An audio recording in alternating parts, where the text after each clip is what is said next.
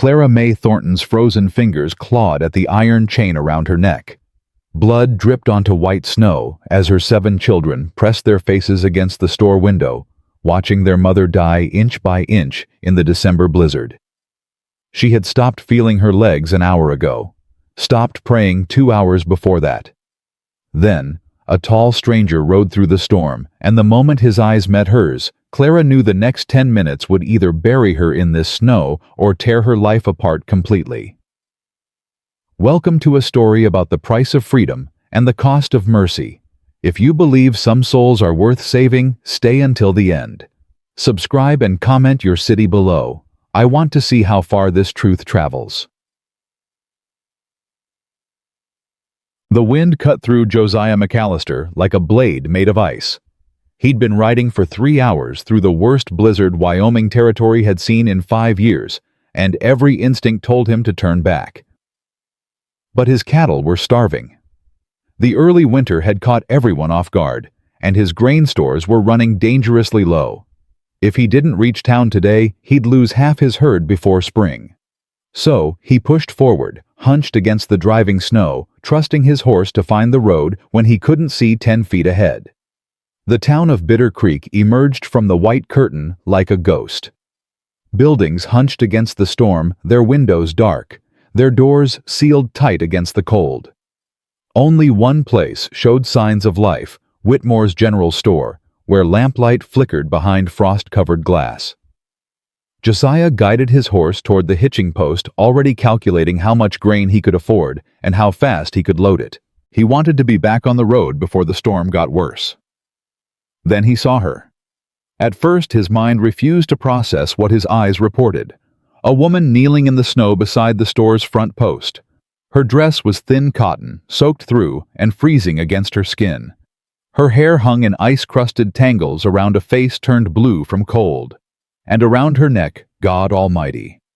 Around her neck was an iron collar chained to the post like she was livestock.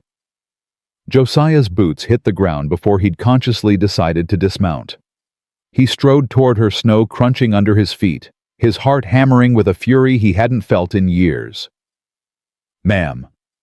She flinched at the sound of his voice but didn't look up. Her shoulders hunched tighter like she was bracing for a blow. "Ma'am, can you hear me? Please." The word came out cracked and broken, barely above a whisper. "Please, my children. Inside. Don't let them see." Josiah's gaze snapped to the store window. 7 faces pressed against the glass, ranging from a boy who looked nearly grown to a tiny girl who couldn't be more than 3. They were watching with the hollow-eyed terror of children who'd learned that the world was cruel and adults couldn't be trusted.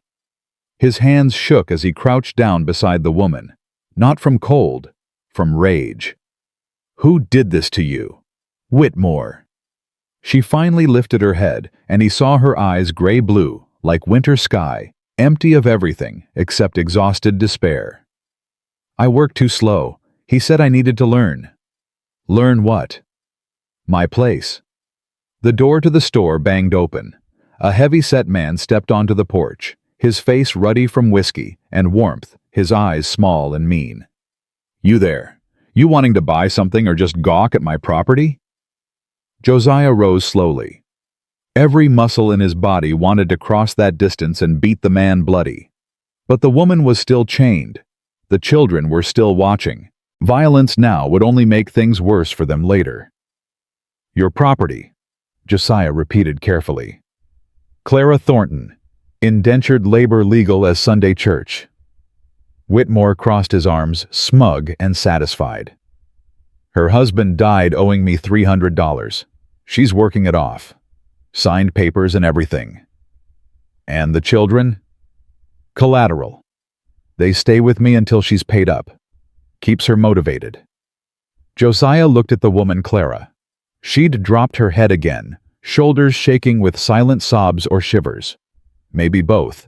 The smallest child in the window had started crying, pressing her palm flat against the glass like she could reach her mother through it. "How much?" Josiah asked. "How much what?" "To buy out her contract." Whitmore's eyebrows rose. He studied Josiah with new interest, calculating. "Now why would you want to do that? You know this woman? Never seen her before today. Then why? How much?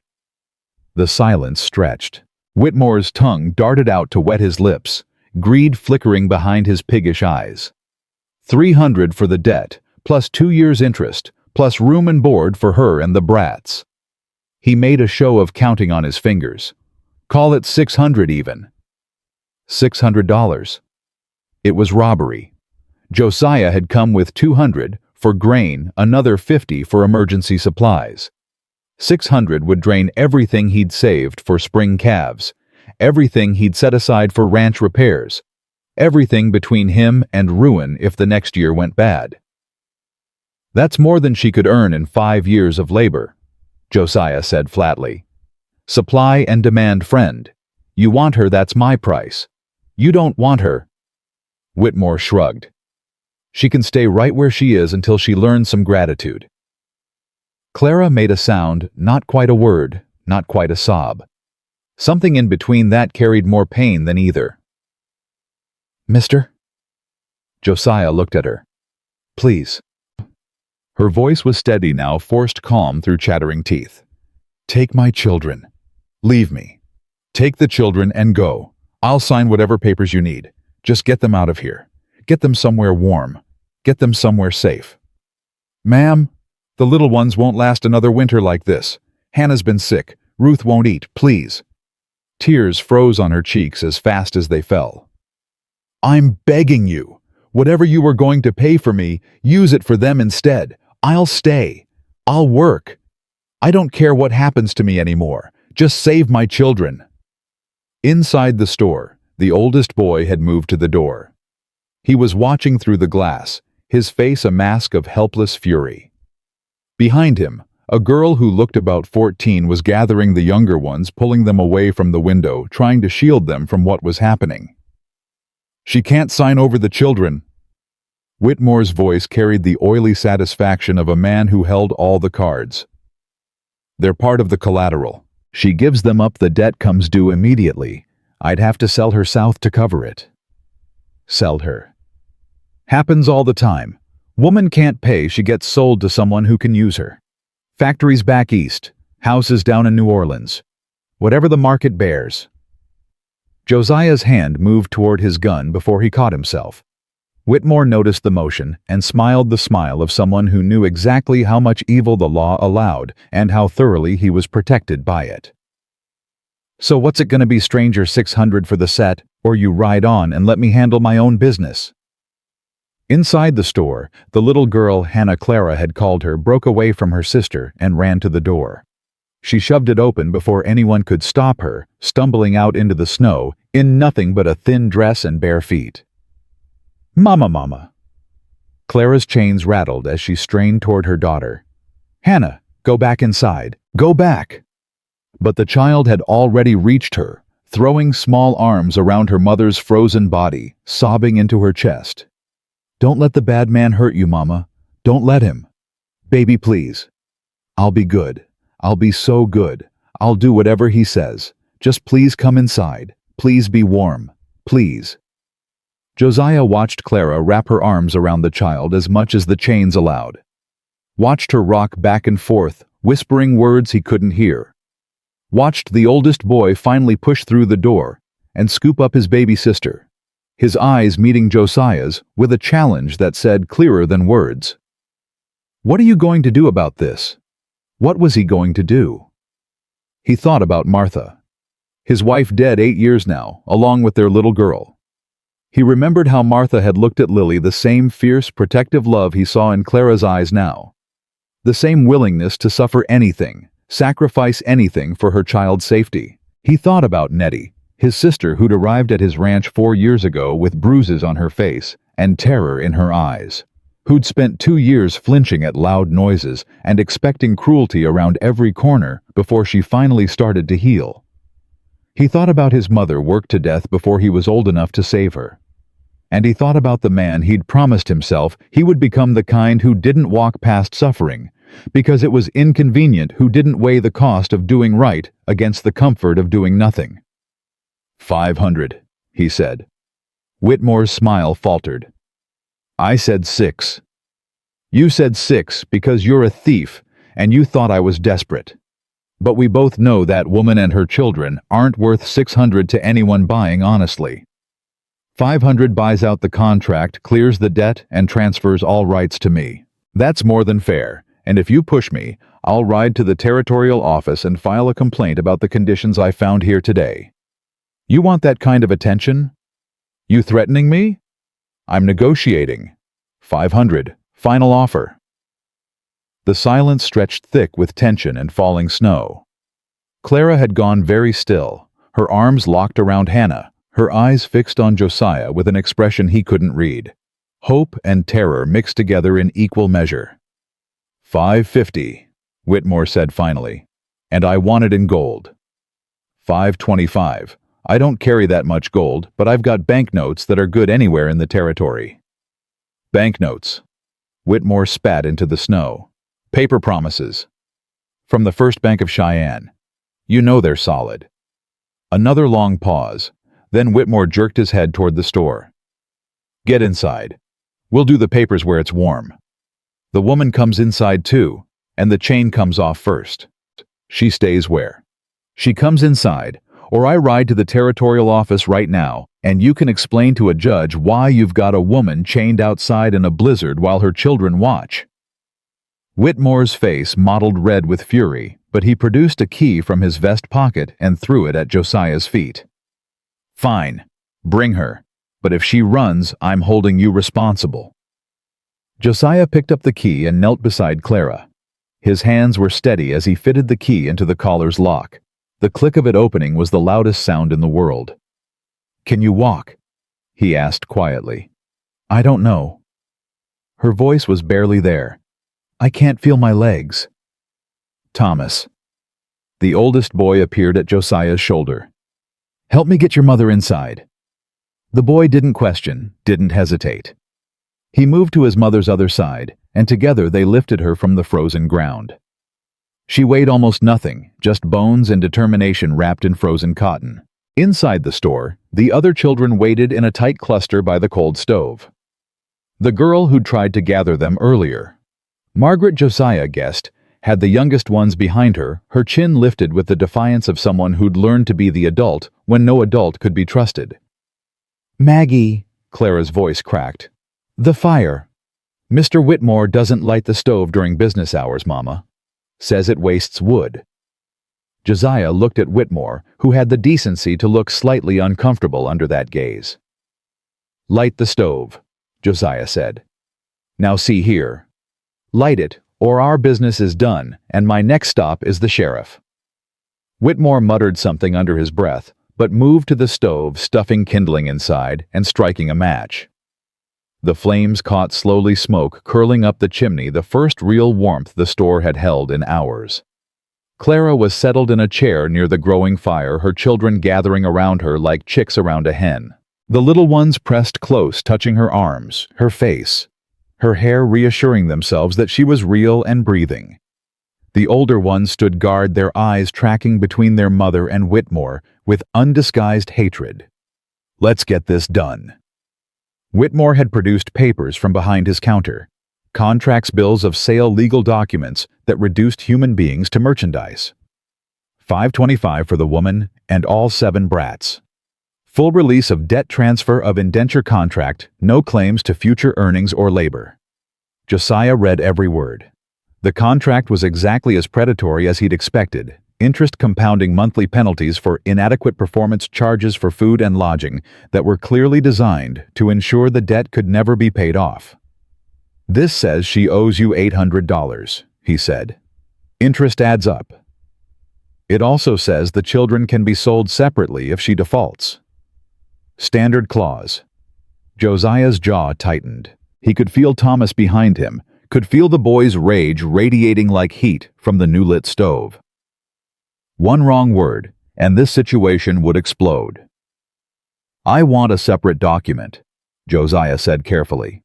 Full release of any claim to the children, not just as part of the contract buyout, but as independent persons, with no future obligation to you or any assignees. That's not how. Do it, or I walk. Whitmore stared at him. Josiah stared back. The fire crackled. Someone's stomach growled one of the children from the embarrassed shuffle that followed. Fine. Whitmore grabbed fresh paper. But I'm adding $25 for the extra paperwork. You're adding nothing. $525 total including any documentation fees. That's the deal. The pen scratched across paper. Whitmore's handwriting was surprisingly elegant for someone so lacking in every other refinement. He produced documents for Clara. Documents for each child by name. Documents transferring the original debt to satisfied status. When he was done, there was a stack of papers, 6 inches thick, and Josiah's bank account was empty. But Clara Thornton was free. Her children were free. The chain was off her neck, and no piece of paper in the world could put it back. Pleasure doing business, Whitmore said, not meaning a word of it. Now get out of my store before I change my mind about letting you have the brats' winter clothes. Their clothes are coming with them. I paid for those clothes out of their mama's earnings. They're mine by right. They're children's clothes in the middle of winter. You want to send 7 children out in a blizzard with nothing but what they're wearing? Whitmore's smile was ugly. I want to do exactly what the law allows me to do, and the law says those clothes are my property. Clara's hand found Josiah's arm. Her grip was weak but insistent. Don't, she whispered. Please, just get us out of here. We'll manage. Josiah looked at her, at the woman who'd just been freed, after God knew how long in hell, who'd been chained in the snow, while her children watched, who'd begged a stranger to take her babies and leave her behind to suffer. And she was asking him to let it go, to accept one more cruelty because fighting it might cost them everything they'd just gained. He understood. He didn't like it, but he understood. Fine, he said to Whitmore. We're leaving. Smart man. They gathered what little they could carry. Clara could barely walk, so Thomas and Josiah half carried her between them. Margaret had Ruth on her hip and Hannah's hand in her own. William held Benny's hand. Sarah followed behind, coughing. The storm had worsened while they were inside. Wind howled down the main street, driving snow sideways with stinging force. Josiah's horse stood patiently at the hitching post, coated in white, but there was no way all 9 of them could ride double. Not in this weather. Not for the 2-hour trip back to the ranch. There's a livery at the end of the street, Clara said through chattering teeth. Mr. Henderson. He's not like Whitmore. He might let us shelter until the storm passes. I've got a wagon at the livery, Josiah said. Brought it to haul grain. If Henderson will loan me a team, we can make it home. Home. Clara's voice cracked on the word. My ranch, 2 hours south. You and the children will stay there until we figure out what comes next. We can't, you've already done so much. Ma'am. Josiah stopped walking, turned to face her despite the cutting wind. Clara, you and your children are free now. Free means you get to make choices. But right now, the only choice that makes sense is getting somewhere warm before we all freeze to death. Will you let me help you do that? She looked at him for a long moment. Snow caught in her eyelashes. Her lips were cracked and bleeding from cold. Behind her, 7 children huddled together, watching, waiting for their mother to decide their fate one more time. Yes, she said finally. I'll let you help. The livery was warmer than the street, though not by much. Henderson turned out to be a wiry man in his 60s, who took one look at Clara and the children, and started asking no questions at all. Storm's getting worse, he said, handing Josiah blankets from a storage chest. You'd be crazy to head out in this. Can't stay in town. I figured.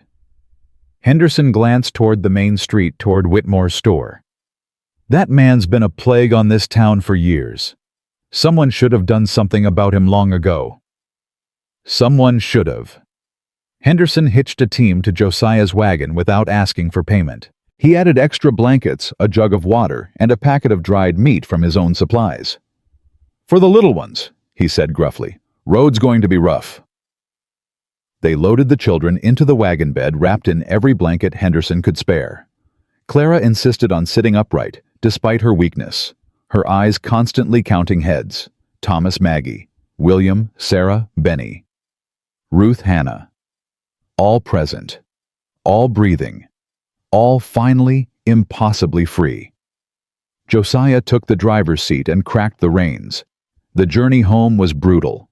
The storm showed no signs of letting up, and visibility dropped to almost nothing. Josiah navigated by instinct and memory, trusting his knowledge of the land to keep them on something approximating a road.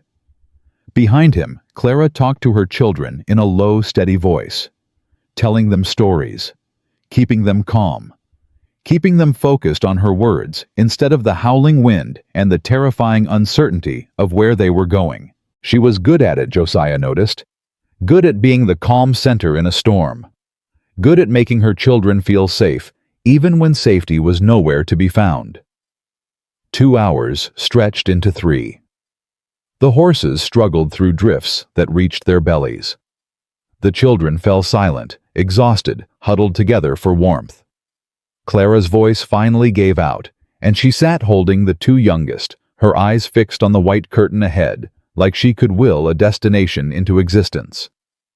Then finally, lights appeared through the snow.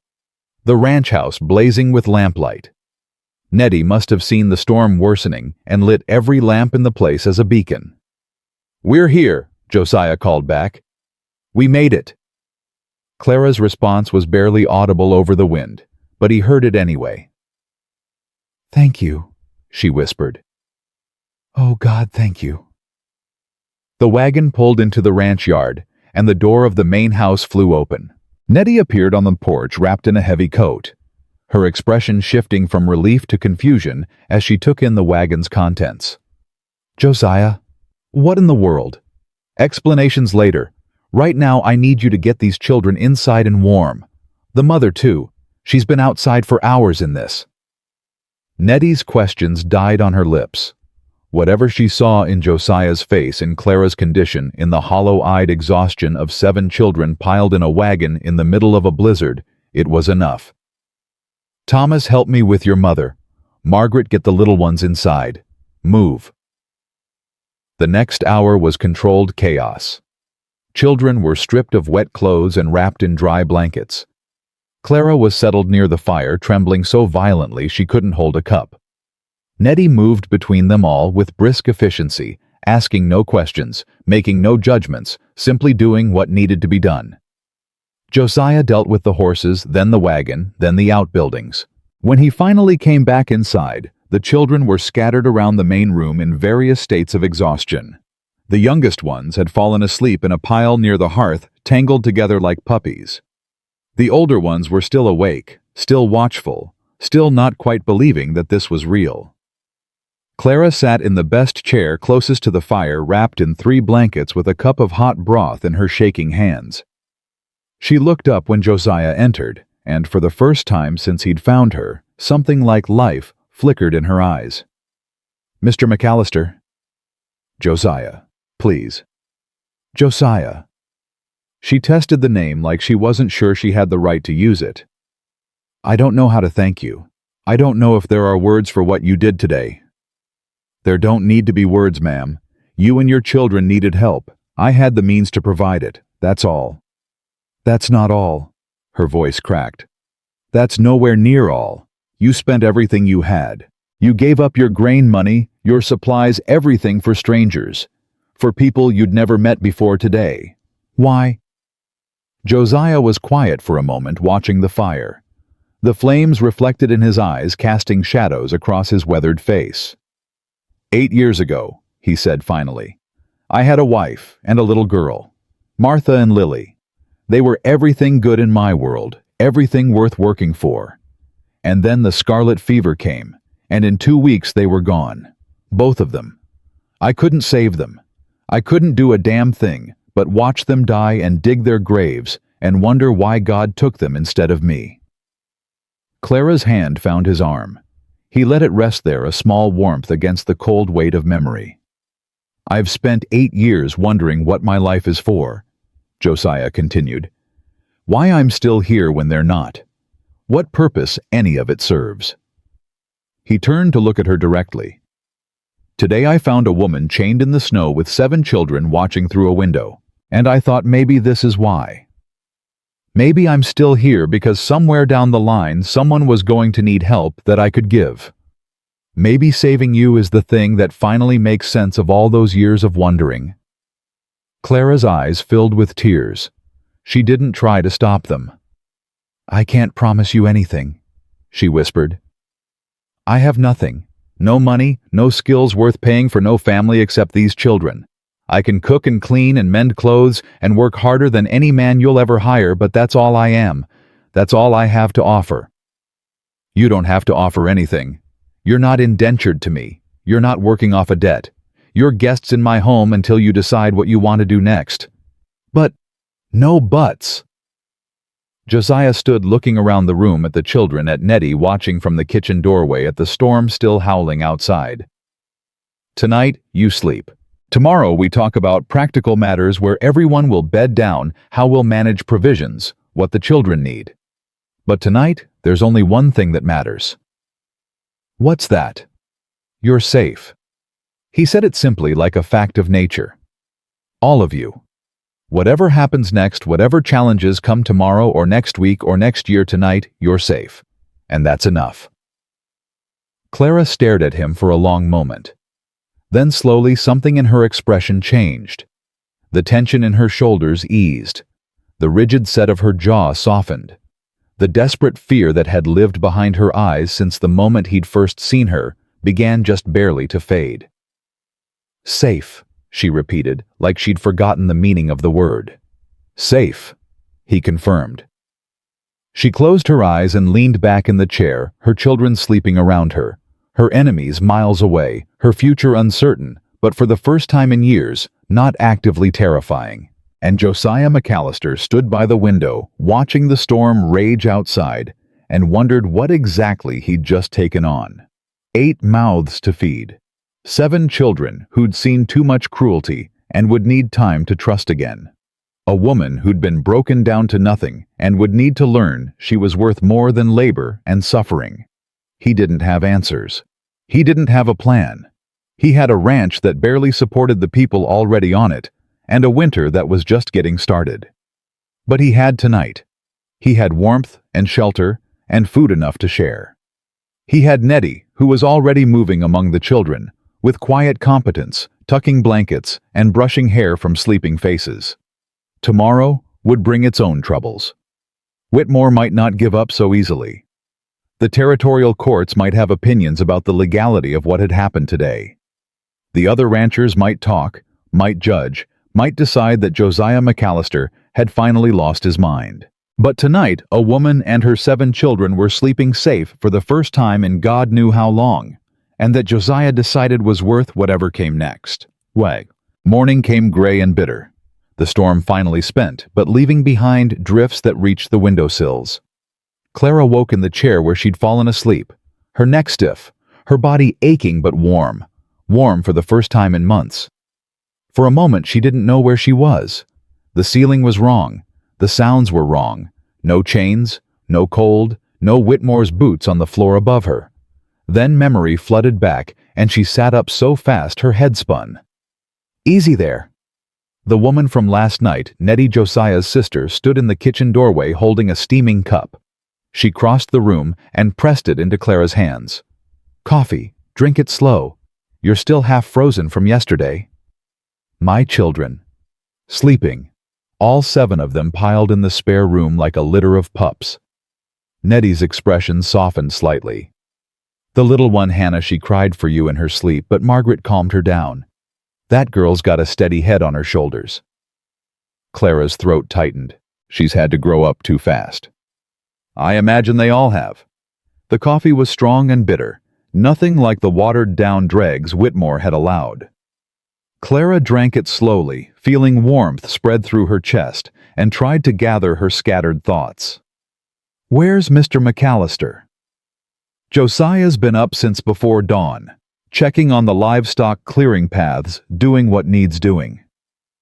Nettie settled into the chair across from Clara, her gaze direct and assessing. "He told me what happened yesterday, what he found in town." Clara's hand moved unconsciously to her throat, where the collar had been. The skin was raw and bruised, and she knew it would scar. "I'm sorry," she said quietly. "I know this isn't what you expected. 8 extra people showing up in the middle of a blizzard." "Stop."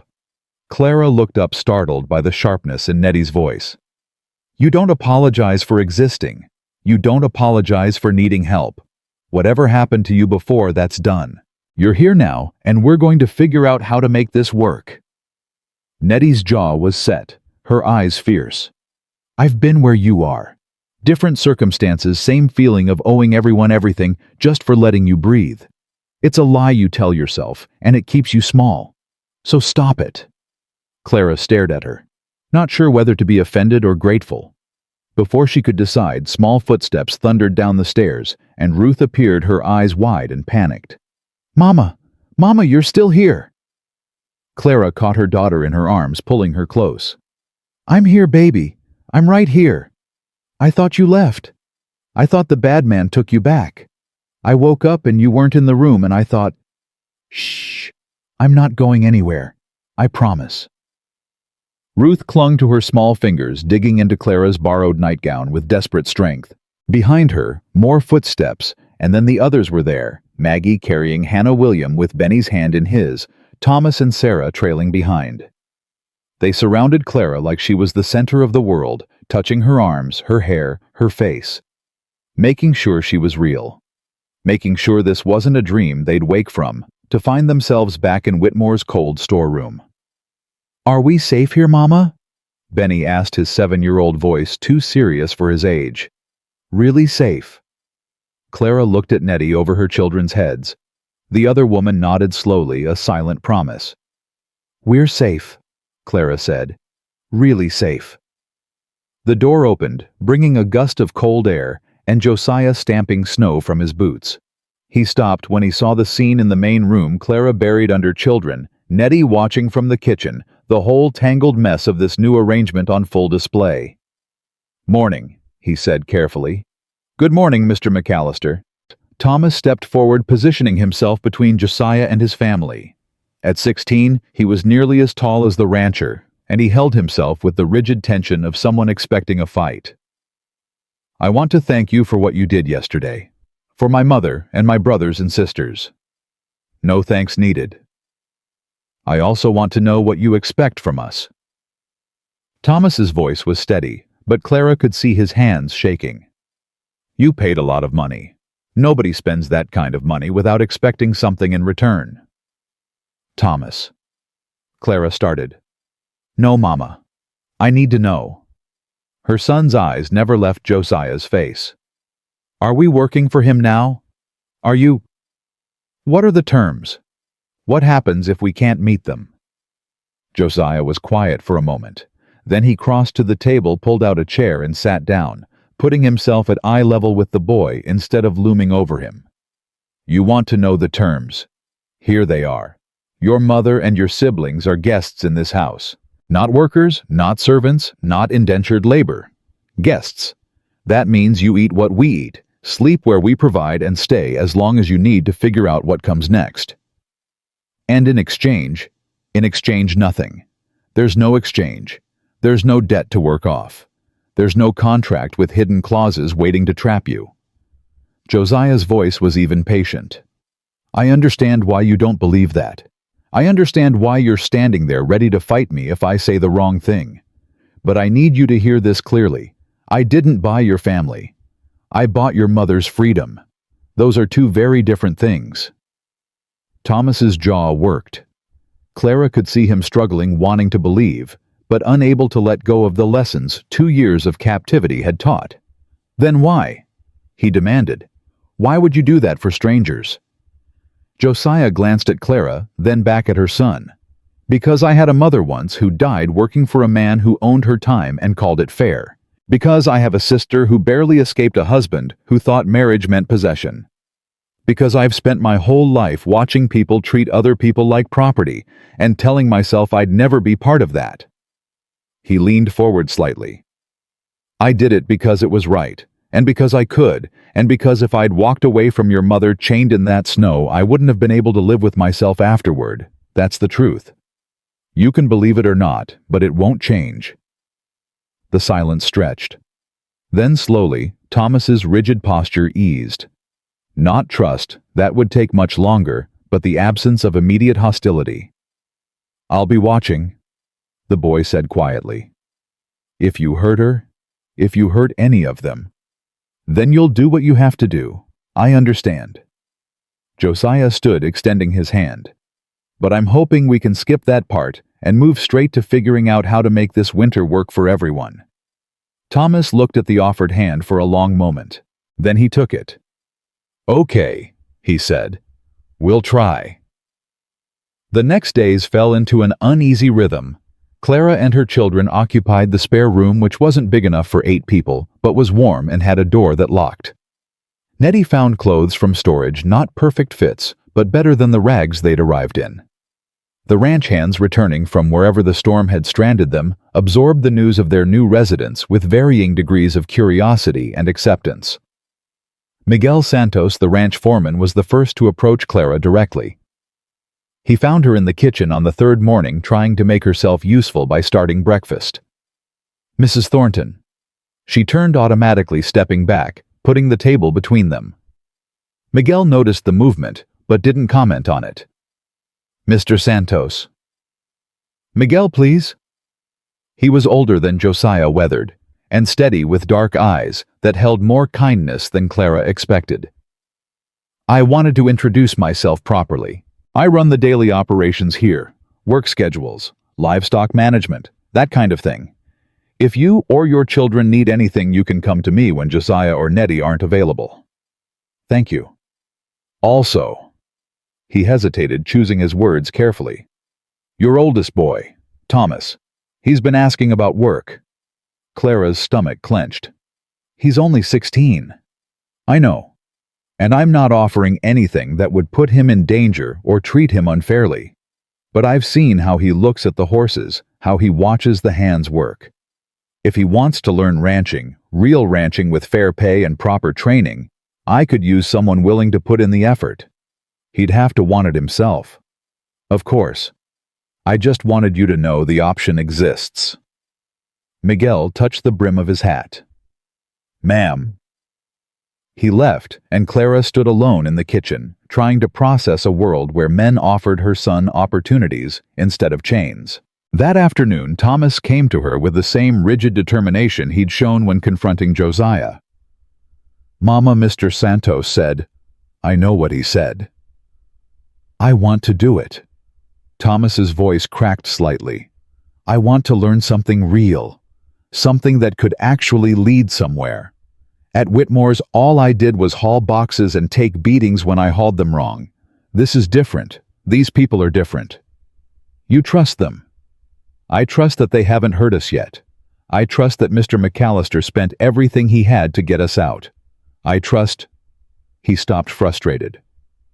"I don't know what I trust, but I know I can't just sit around doing nothing while you figure out our future. I need to be useful. I need to contribute." Clara reached up and cupped her son's face in her hands. When had he gotten so tall?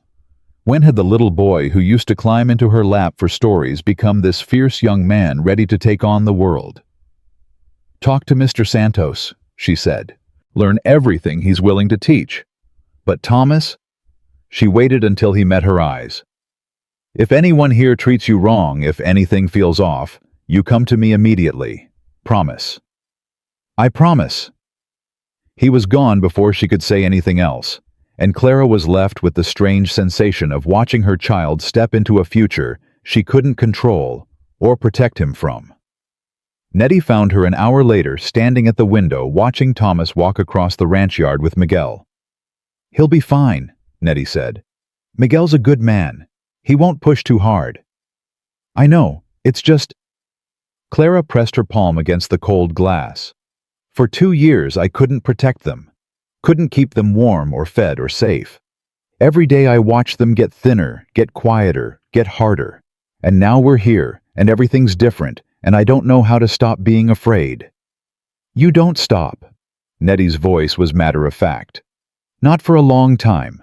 Maybe not ever completely. But you learn to live around it. You learn to recognize when fear is useful and when it's just old wounds talking. Clara turned to look at her. How do you know? Because I was married to a man who hit me for 3 years before I finally left. Because I spent 2 more years after that jumping at shadows and expecting every kindness to come with a price. Nettie crossed her arms, her expression distant. Josiah was the one who finally made me understand that not everyone who offers help is looking to control you, that sometimes people are just decent. Is he decent?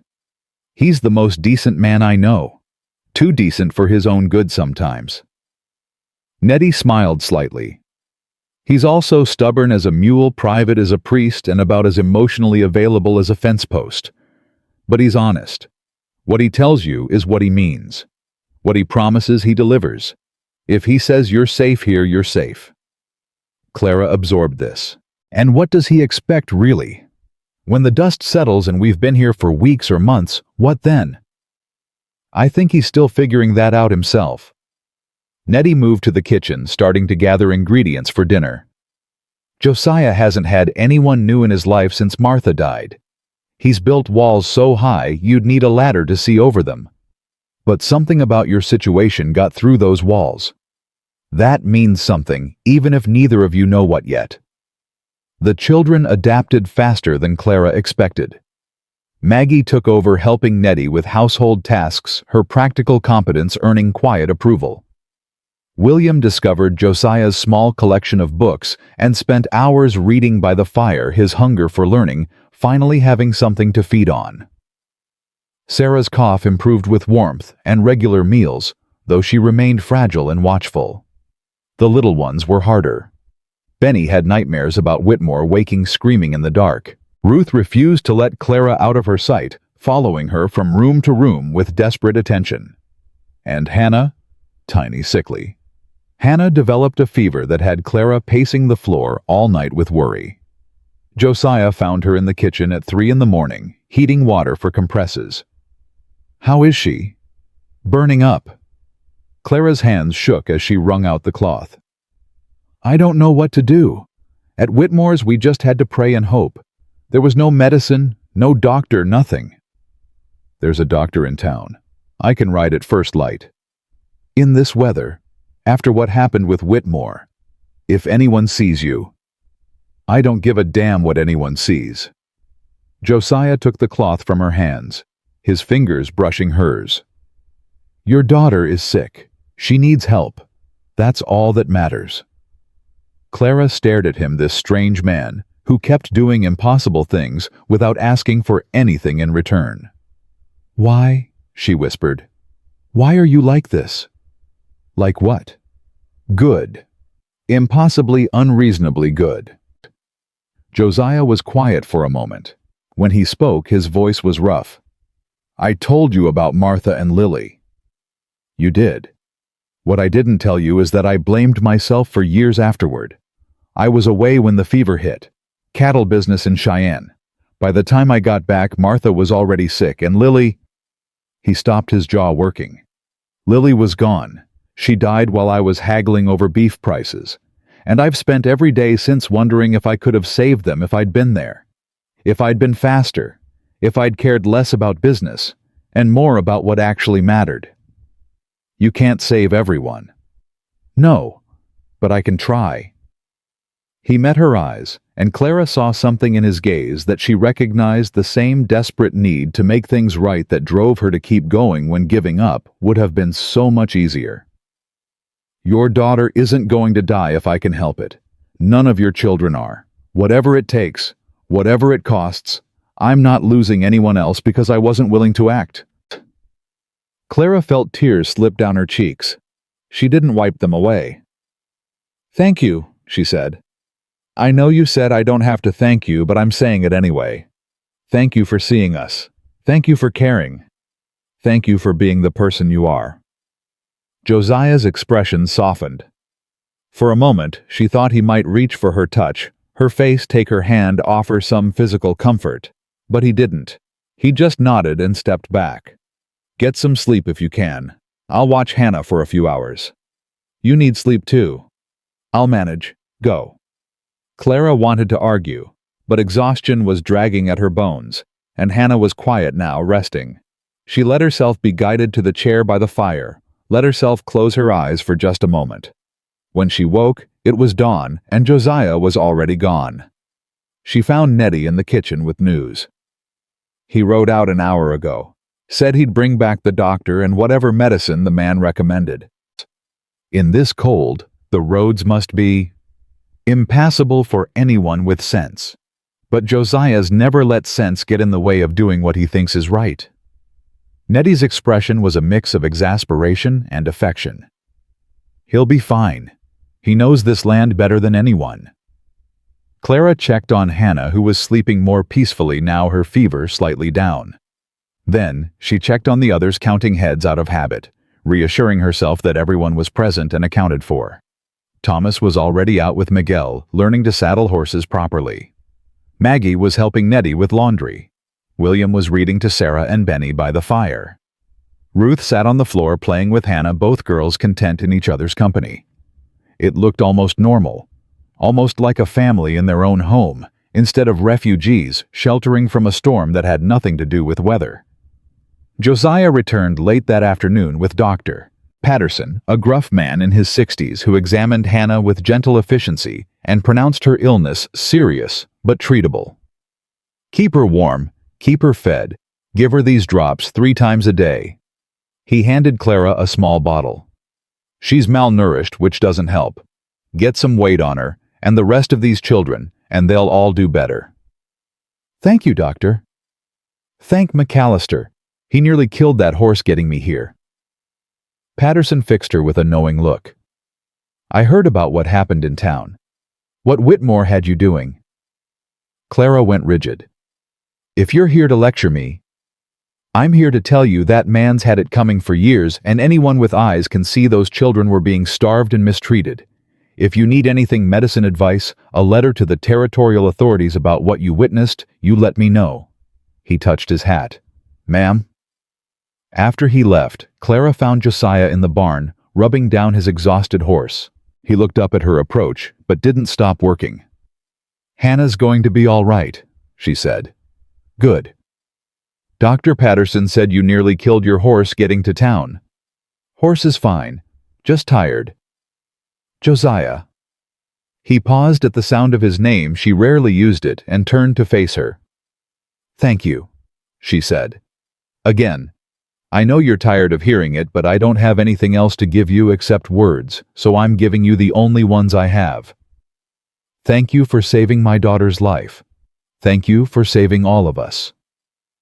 Josiah studied her for a long moment. The lantern light cast shadows across his face, highlighting the exhaustion in his eyes, the lines of worry around his mouth. You saved yourselves, he said finally. I just opened a door. You're the one who walked through it. You paid for the door. You rode through a blizzard to get medicine. You fed and housed 8 people without asking for a thing in return. Clara. He said her name like it meant something, like it carried weight. I didn't do any of this expecting gratitude or payment or anything else. I did it because it was right. But if you want to give me something... He paused, choosing words. Give me trust. Not blind trust, not immediately, but eventually. Let yourself believe that good things can happen without a catch. Let your children believe it. That would mean more to me than anything you could say. Clara's chest ached with something she couldn't name. Hope, maybe, or the first fragile stirrings of faith in a universe that had given her little reason to believe. I'll try, she said. That's all I can promise. That's enough. They stood there in the lantern light, 2 people carrying wounds that hadn't finished healing, and somehow that shared brokenness felt like a bridge instead of a barrier. Later that night, after the children were asleep and the house was quiet, Clara found herself sitting at the kitchen table with a cup of tea, gone cold, thinking about the future. She couldn't stay here forever. Josiah had been clear that there was no debt, no obligation, no strings attached to his help. But Clara had spent too many years being beholden to others to feel comfortable with charity, even generously offered charity. She needed to contribute, needed to prove her worth, needed to build something that belonged to her instead of existing on someone else's generosity. The question was how. She had skills cooking, cleaning, mending basic medicine, child rearing. She could work harder than most men when she had to. But in a territory where women's options were limited, and a mother of 7 was considered a burden rather than an asset, what could she possibly offer? You're thinking too hard. Clara looked up. Nettie stood in the doorway wrapped in a robe, her hair loose around her shoulders. Can't sleep, Clara admitted. Neither can I. Nettie poured herself tea and sat across from Clara. Mind if I guess what you're thinking about? Go ahead. You're trying to figure out how to earn your keep, how to stop feeling like a charity case, how to make yourself valuable enough that we won't regret taking you in. Clara's laugh was hollow. Am I that obvious? You're that predictable. I thought the same things when I first came here. Nettie wrapped her hands around her cup. Can I give you some advice? Please. Stop trying to earn what's already been given. You're here. Your children are here. That's not going to change based on how useful you make yourself. Josiah's not that kind of man, and I'm not that kind of woman. But I know it feels wrong. I know every instinct you have is screaming that nothing comes free and kindness always has a price. But sometimes, Nettie met her eyes directly. Sometimes the universe gives you a break. Sometimes people help because they want to, not because they expect something back. And the hardest part is learning to accept that without destroying yourself trying to pay it off. Clara felt tears threatening again.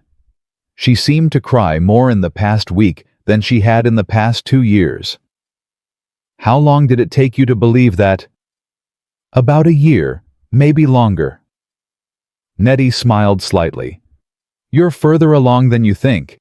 You're already asking the questions instead of just assuming the worst. I don't know how to be anything except afraid. You'll learn. You've got time. Nettie stood touching Clara's shoulder briefly as she passed. Get some sleep. Tomorrow's going to be busy. Doing what? Living. Nettie paused at the doorway. You remember how to do that, don't you? Not just surviving, but actually living. Clara thought about it. The truth was, she wasn't sure she'd ever known the difference. But sitting in this warm kitchen in this safe house with her children sleeping peacefully upstairs and people around her who seemed to genuinely care, maybe she could learn. Maybe they all could. 3 weeks passed, and Clara began to forget what fear tasted like first thing in the morning. Hannah's fever broke on the 8th day. By the 10th, she was eating solid food and asking for her doll, the one they'd left behind at Whitmore's. Nettie found fabric scraps and made a new one, rough and simple, but Hannah clutched it like treasure. Thomas worked alongside Miguel every day, coming home exhausted and proud. His hands blistered from honest labor instead of beatings. Maggie had taken over most of the kitchen duties, her competence earning grudging respect from even the grumpiest ranch hands. William helped Nettie with the account books, his quick mind finally having something useful to do. The little ones still had nightmares. Ruth still followed Clara everywhere. Benny still flinched at raised voices.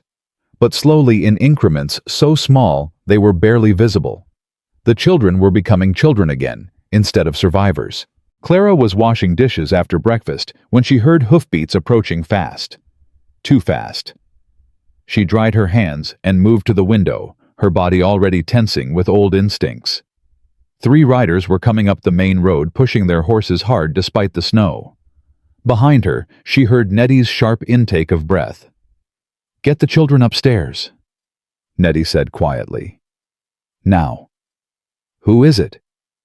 I don't know, but nobody rides like that unless they're running from something or bringing trouble. Nettie was already moving toward the rifle above the fireplace. Go. I'll find Josiah.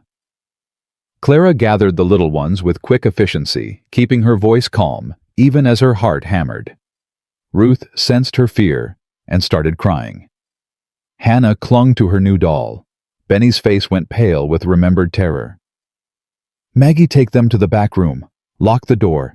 Don't open it for anyone except me or Mr. McAllister. Mama, what's happening? I don't know yet. Just keep them safe.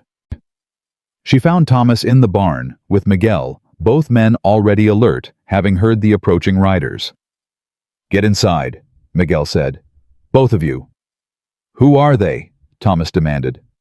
Don't know, don't care. Until we find out you're not in the line of fire. Miguel's hand rested on his holstered pistol. Go. Clara pulled Thomas toward the house despite his protests. Through the kitchen window, she watched Josiah emerge from the tool shed, his posture shifting from relaxed to ready in the space of a heartbeat. The riders pulled up in the ranch yard, their horses blowing hard foam on their bits. The man in front was Ezra Whitmore. Clara's knees went weak. She grabbed the counter to keep from falling, her vision narrowing to a dark tunnel with Whitmore's red face at the center. No, she whispered. No, no, no. Mama. Thomas gripped her arm. Mama, look at me. She couldn't. She couldn't look away from the window, from the nightmare-made flesh, from the man who had chained her in the snow and starved her children and called it legal. He can't take you. Thomas's voice cracked with desperate conviction. Mr. McAllister won't let him. None of them will. Outside, Josiah had positioned himself between Whitmore and the house, his feet planted, wide, his hands at his sides. Miguel flanked him on the left. Two other ranch hands, Jake and Elijah, appeared from the bunkhouse, moving into position without being told. McAllister. Whitmore's voice carried through the closed window. We need to talk. Talk. I want my property back. You don't have property here. The hell I don't. Whitmore pulled papers from his coat. Always papers, Clara thought, wildly always documents that made cruelty legal.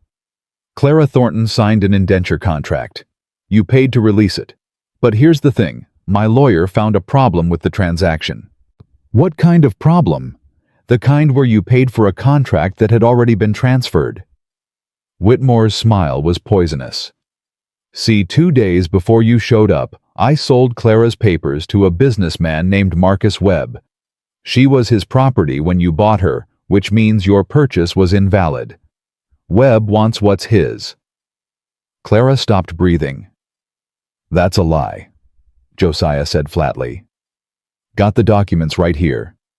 Dated, witnessed, filed with the territorial recorder. Whitmore held up the papers. Webb paid $300 for her before you paid $5. First buyer takes precedence under territorial law. You can contest it in court if you want, but until a judge rules otherwise, Clara Thornton belongs to Marcus Webb. The name meant nothing to Clara, but the fear it stirred was ancient and absolute. Another owner, another set of chains, another man who saw her as property to be bought and sold. Who's Webb? Josiah asked. Businessman from Denver, runs mining operations, needs labor. Whitmore's eyes found the kitchen window, found Clara watching. His smile widened. He's very interested in acquiring a woman with her skills. Clara's stomach heaved. He's not taking her. Josiah's voice carried the quiet certainty of a man stating facts. Whatever papers you've got, whatever claims you're making, she's not leaving this ranch. That's not your decision to make. The hell it isn't. She's under my protection. Protection doesn't trump ownership, not in this territory. Whitmore folded his arms. I didn't come here to fight McAllister. I came to deliver a message. Webb's arriving in 3 days with a territorial marshal and a court order. You can hand her over peacefully and avoid trouble, or you can resist and watch everything you've built burn. Get off my land. I'm trying to help you here. Webb's not a man you want as an enemy. He's got money connections, friends in the territorial government. You fight him on this, you'll lose, and not just the woman. He'll take your ranch, your cattle, everything you own. Whitmore gathered his reins. 3 days, McAllister. Think about what matters more. A stranger you just met, or everything you've worked your whole life to build. He turned his horse and rode away, his 2 companions following. The ranch yard fell silent, except for the wind and the heavy breathing of men who'd been ready for violence. Clara's legs finally gave out.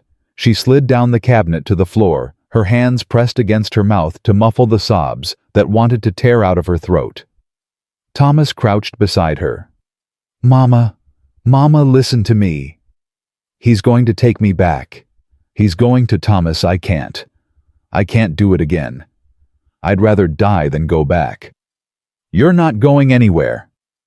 The voice was Josiah's. He stood in the kitchen doorway, his face pale but determined. "Clara, look at me." She couldn't. The panic was too big, filling her chest, stealing her air. Josiah crossed the room and knelt in front of her, putting himself at her level.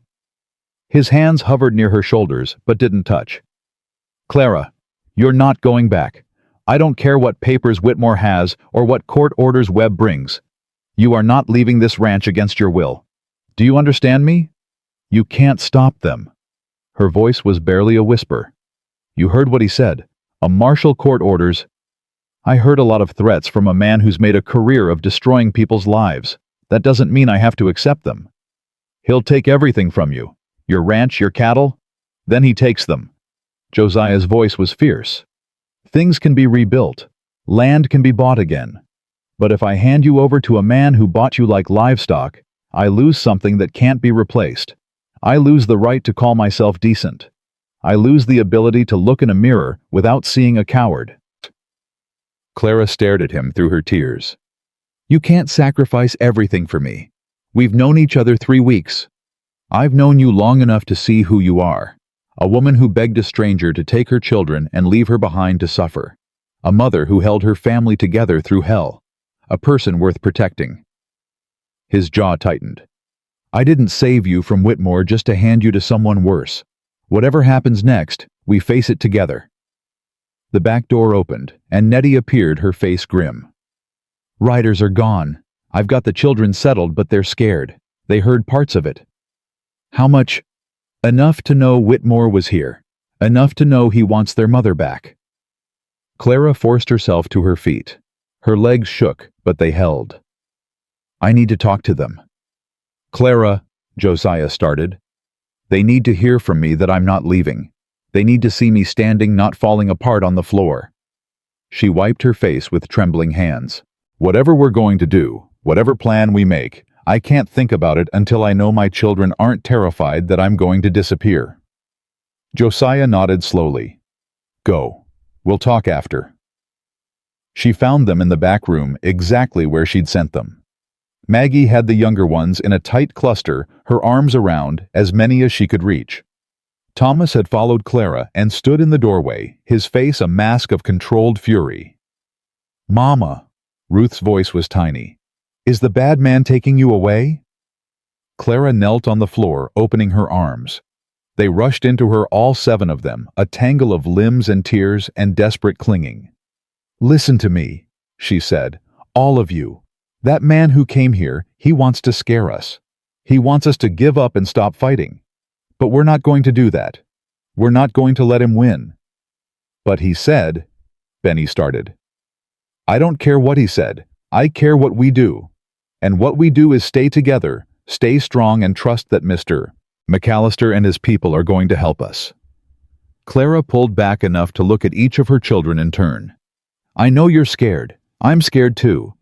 But being scared doesn't mean we give up. It means we fight harder." "What if they take you?" Sarah's voice was barely audible. "What do we do then?" "They're not going to take me." "But what if—" "Then you stay with Mr. McAllister and Miss Nettie. They'll keep you safe. They'll make sure you have food and shelter and people who care about you." Clara's throat tightened, but she forced the words out. "But that's not going to happen. I'm not leaving you. I swear on your father's memory, I am not leaving you." She held them until the shaking stopped, until the tears dried, until some semblance of calm returned. Then she kissed each forehead, smoothed each worried face, and went back downstairs to find out what could be done. Josiah had assembled everyone in the main room. Miguel Jake Elijah, Henry the cook, and Danny O'Brien from the South Pasture. Nettie stood by the fireplace with a rifle that looked comfortable in her hands. Here's what we know, Josiah began. Whitmore claims he sold Clara's contract to a man named Marcus Webb before I bought it. If that's true, and I'm not convinced it is, then Webb has legal claim. So we prove it's not true, Thomas said from the doorway. Clara hadn't realized he'd followed her down. How Whitmore controls the paperwork. He controls the witnesses. If he backdated documents and bribed the recorder. Then we find evidence of the bribe, Nettie cut in. Whitmore's dirty. Everyone in town knows it. He's got to have enemies willing to talk. In 3 days. We work with what we have. Clara stepped forward. There's another option. Everyone turned to look at her. I could run, take the children and disappear before Webb gets here. If I'm not on the ranch when he arrives, you can honestly say you don't know where I am. No. Josiah's response was immediate. Think about it. You keep your ranch. You keep your livelihood. Webb has no one to take his anger out on. And you spend the rest of your life looking over your shoulder, dragging 7 children from town to town, never settling, never safe. His voice was sharp. That's not a solution. That's trading one kind of captivity for another. At least my children would be with me. For how long? Until Webb's money catches up with you, until some bounty hunter recognizes your face. Josiah shook his head. Running doesn't solve this. Fighting might. Fighting how? Clara demanded. You said yourself he's got money connections, friends in the government. What do we have about the truth? The fact that Whitmore's documents are almost certainly fraudulent. The fact that Clara signed a contract to him, specifically not to any third party he decided to sell to. The fact that territorial law has provisions against exactly this kind of manipulation. Everyone turned to look at Nettie, who was pulling a thick book from the shelf beside the fireplace. I've been reading up on indenture law since Clara arrived, she explained. There's a clause, section 14, subsection 3, that says any transfer of an indenture contract requires the indentured party's signature or witnessed mark. Did you sign anything agreeing to be transferred to Webb, Clara? No, I never heard of Marcus Webb until today. Then the transfer is invalid on its face. Nettie slammed the book onto the table. Whitmore can have all the backdated documents he wants. Without Clara's consent to transfer, they're worthless. Hope flickered in Clara's chest. Tiny, fragile, easily extinguished. Will that hold up in court? It should. The question is whether we get a fair hearing or a judge who's already been bought. Nettie looked at Josiah. We need a lawyer. A good one. Someone who isn't afraid of Webb's money. Prescott in town. Prescott's competent, not aggressive. We need someone willing to fight dirty if it comes to that. I might know someone. Miguel spoke up for the first time. Man named Alejandro Vega practices out of Cheyenne. He represented my cousin in a land dispute 2 years ago, went up against the railroad and won. He's not afraid of money or power.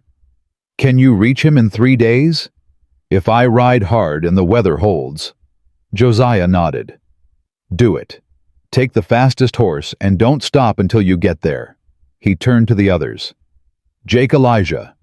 I want round-the-clock watch on all approaches to the ranch. Anyone comes near who isn't us, I want to know immediately. Danny, ride to the neighboring ranches.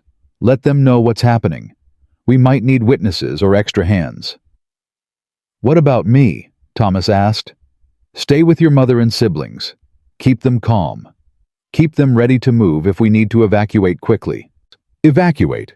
Clara's voice rose. You said running wasn't a solution. Running isn't. Strategic retreat might be depending on how things develop. Josiah met her eyes. I'm not giving up Clara. But I'm also not letting you or your children get caught in a fight that turns violent. If Webb comes with enough men and enough guns, we might need to get you somewhere safe while we sort out the legal mess. It made sense. Clara hated that it made sense. The next 3 days were the longest of her life. Miguel rode out within the hour, pushing north toward Cheyenne with grim determination. Jake and Elijah took shifts watching the roads. Danny returned with word that 3 neighboring ranchers were willing to provide testimony against Whitmore if needed. They'd all been cheated by him at one point or another. Clara tried to keep her children calm, but the tension was infectious. Ruth had nightmares every night. Benny stopped eating. Even Thomas, who tried so hard to be strong, was caught crying behind the barn by Maggie. "It's not fair," he told his sister. "We finally got somewhere safe, and now it's being taken away again." "It's not taken yet," Maggie said. "Mr. McAllister's fighting for us." "Why, we're nothing to him, just strangers who showed up in a blizzard." "Maybe that's why. Maybe he's the kind of person who fights for people because they need it, not because they've earned it." Thomas didn't have an answer for that. On the second day, Clara found Josiah in the barn repairing tack that didn't need repairing. His hands moved automatically, while his mind was clearly elsewhere. "You're worried," she said. "I'm thinking." "Same thing with you." He almost smiled. "Miguel should reach Cheyenne by tonight. If Vega agrees to come, they could be back by tomorrow evening." "And if he doesn't agree, then we improvise." Clara moved closer, leaning against the stall door. "Can I ask you something?" "Always." "If this goes wrong, if Webb takes me anyway, what happens to my children?" Josiah's hand stilled. "That's not going to happen. But if it does, I need to know they'll be taken care of." He turned to face her, his expression fierce. "Clara, listen to me. I have failed at many things in my life. I've lost people I loved. I've made mistakes I can never fix. But I am not going to fail at this. I am not going to let that man take you away from your children. Whatever it costs, whatever I have to do, you are staying right here. Why does this matter so much to you? Honestly." He was quiet for a long moment. When he spoke, his voice was rough. "Because when I found you in that snow chained like an animal, while your children watched, I saw every wrong thing I've ever been unable to stop. My mother, my wife, my daughter, every person I should have saved and didn't." He met her eyes. "You asked me once why I did this. Here's the real answer. I'm not trying to save you. I'm trying to save myself. Prove that I'm not the man who walks away. Prove that all those years of wondering why I survived when others didn't have some meaning." Clara's heart ached for him, for the weight he carried, for the ghosts that haunted him, for the desperate need to be worthy of his own survival. "You don't have to prove anything to me," she said quietly. "You've already shown me who you are." "Have I?" "You're the man who spent everything he had on strangers, who rode through a blizzard for medicine, who's risking his entire livelihood for people he's known less than a month." She reached out, hesitated, then let her hand rest on his arm. "Whatever happens next, I want you to know that. I want you to know that you're already the man you're trying to be." Josiah looked at her hand on his arm, then at her face. Something shifted in his expression, some wall coming down, some barrier weakening. "Clara." Hoofbeats in the yard, Jake's voice shouting. "Riders coming." 2 men from the north. They ran outside together, Josiah's hand finding his gun. But the tension broke when Miguel's familiar figure appeared on the road, and beside him, a man in a dark suit riding a spotted mare. "Vega," Miguel called. "I brought him." The lawyer dismounted with the practiced ease of someone who spent more time in saddles than courtrooms. He was younger than Clara expected, maybe 40, with sharp dark eyes and a face that gave nothing away. "Mr. McAllister." He shook Josiah's hand firmly. "Miguel filled me in on the situation. You've got a legal mess and a tight timeline. Can you help?" "I can try." Vega's gaze moved to Clara, assessing. "Mrs. Thornton, I presume, I'm going to need to ask you some questions. Difficult questions about your time with Whitmore.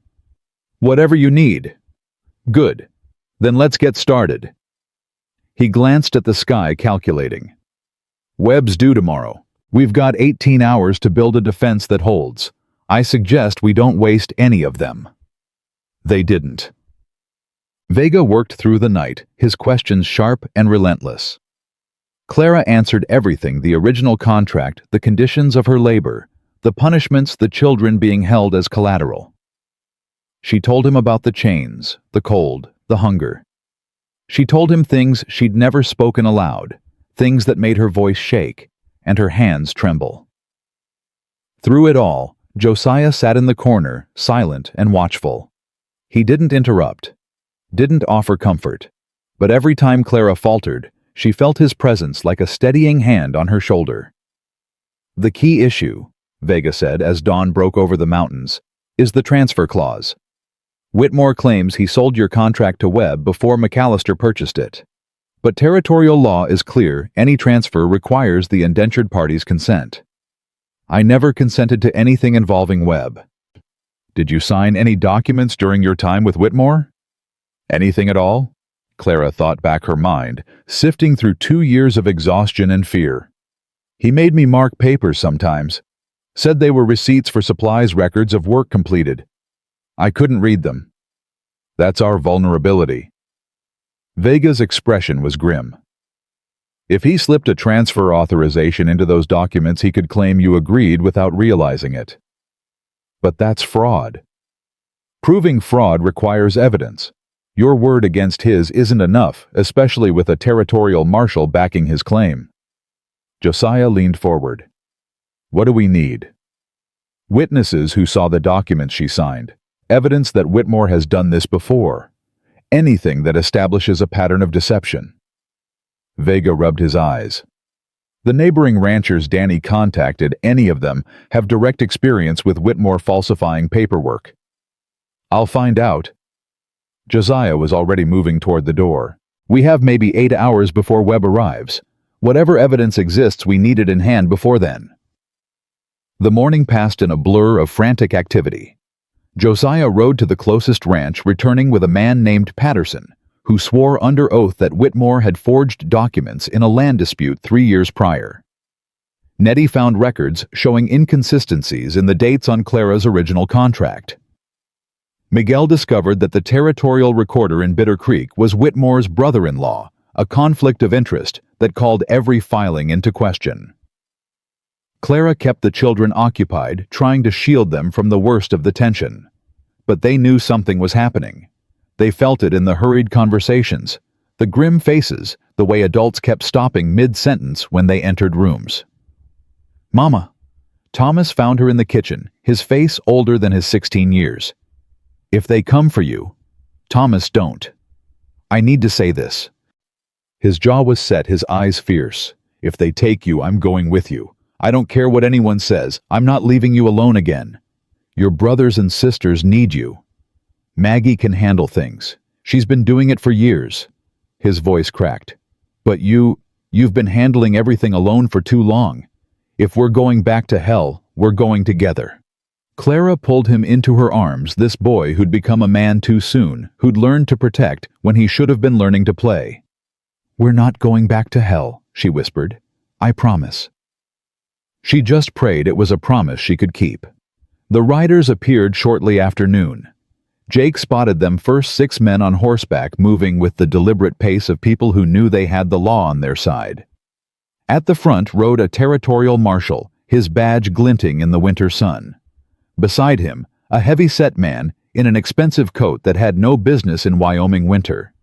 Marcus Webb had arrived. Clara watched from the window as Josiah walked out to meet them, Vega at his side.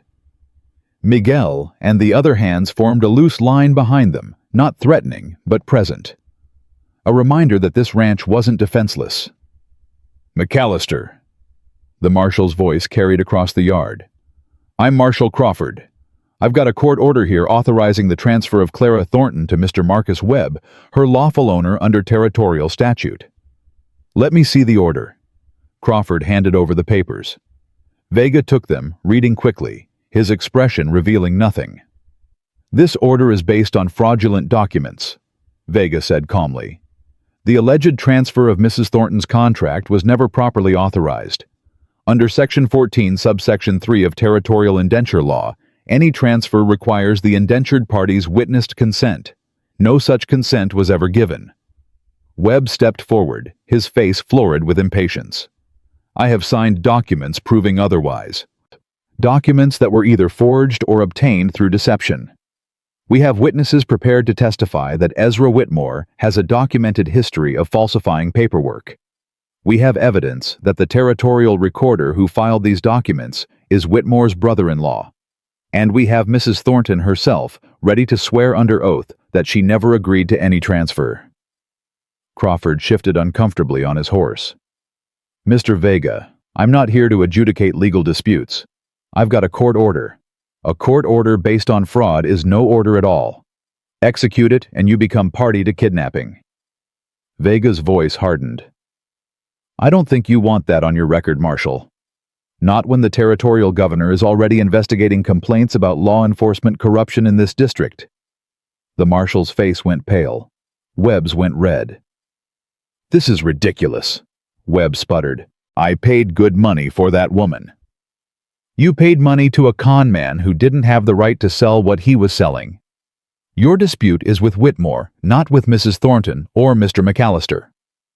Vega stepped forward, positioning himself between Webb and the house.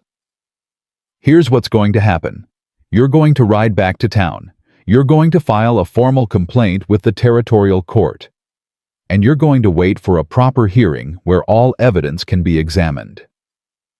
And if I don't, then I file charges against you for attempted kidnapping conspiracy to commit fraud and violation of territorial labor statutes. Your mining operations in Denver will be audited. Your business partners will be subpoenaed. Every questionable deal you've ever made will be dragged into the light. Vega smiled thinly. I've done my research, Mr. Webb. You have more to lose in a prolonged legal battle than anyone on this ranch.